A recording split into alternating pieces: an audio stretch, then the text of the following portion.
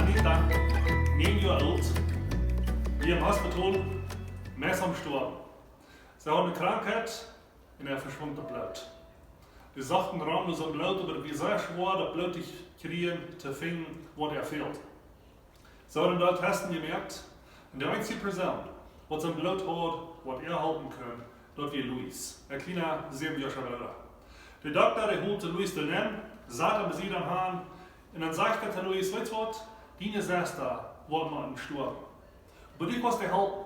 Du hast so ein Blut, was deine Schwester fehlt. Wenn du willst, dass deine Schwester Blut geben, dann wird er leben bleiben. Luis sagt da, kickt drauf, und nur ein paar Minuten kickt er ab, sagt er ernst, und dann sagt er, ja, ich will meine Schwester von meinem Blut geben, dass er leben kann. Da wird Bosig Nudeln geholt, Schläge geholt, angeknackt, und das geht nicht so viele Minuten. Dann hat Luis Schläge an und sein Blut herandreht. Da wird gedrückt und seine Schwester einladen, und er leben kann. Nur gewisse Minuten kickt Luis den Doktor sehr an, sehr ernst, fragt der Doktor, wann er wo ich anfangen zu sterben. Und seine Äußerlichkeit hat er so geredet, dass er sein Leben geben. Er wird man sein Blut geben, dass seine Schwester leben kann. Und er wird sterben. Aber er wird danach raus, seine Schwester das Blut geben, dass er leben kann. Apostelgeschichte, Kapitel 20, Vers 24 sagt Paulus, ich achte mein Leben nicht so viel wert. Solange als ich dienen kann, nach dort, wo Gott mir anvertraut hat. Das Evangelium, die frohe Botschaft von Gott, wiederdrehen an andere Menschen. Bis sie dort, dass mein Leben nicht so viel wird.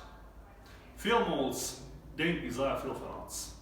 Vielmals holen wir viel von uns selbst. Aber wir machen in das Leben mal durchkommen, dass wir das verstehen können, dass wir leben nicht für uns. Wir sind nicht auf dieser Welt von uns selbst. Das Leben hat niemand Sinn. Wenn ich das nicht begreife, dass ich in dieser Welt sehe, zum Dienen. Zum anderen Menschen dienen. Und dass andere Menschen können genoten haben von meinem Leben. Dass andere Menschen können ein besseres Leben haben durch mich. Wenn ich nicht bei dir komme, dann will ich immer sehen und niemals den Zweig von dem Leben finden. Das ist, was Jesus tut.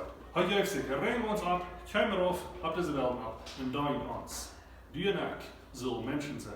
Wer wir Menschen sein, wo du als andere Menschen dienen.